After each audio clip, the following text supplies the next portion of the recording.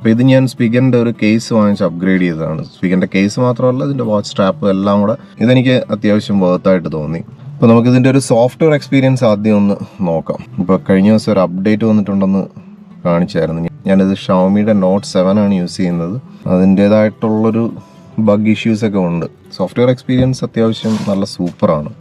കാരണം ഇതിൽ ഈ ഓട്ടോ ഡിറ്റക്ഷൻ എന്നൊക്കെ പറയുന്നത് കൃത്യമായിട്ട് ഞാൻ നടന്നൊക്കെ തുടങ്ങുമ്പോൾ തന്നെ അത് ഓട്ടോ ഡിറ്റക്ട് ചെയ്യാം. അതുപോലെ സൈക്കിൾ ചെയ്യുന്നതായിരുന്നു, അല്ലെങ്കിൽ എന്ത് തരം ആക്ടിവിറ്റീസ് നമ്മൾ ചെയ്താലും വളരെ പെട്ടെന്ന് അതിനെ അനലൈസ് ചെയ്യാനും പറ്റുന്നുണ്ട്, അത് ഇനേബിളും ആവുന്നുണ്ട്.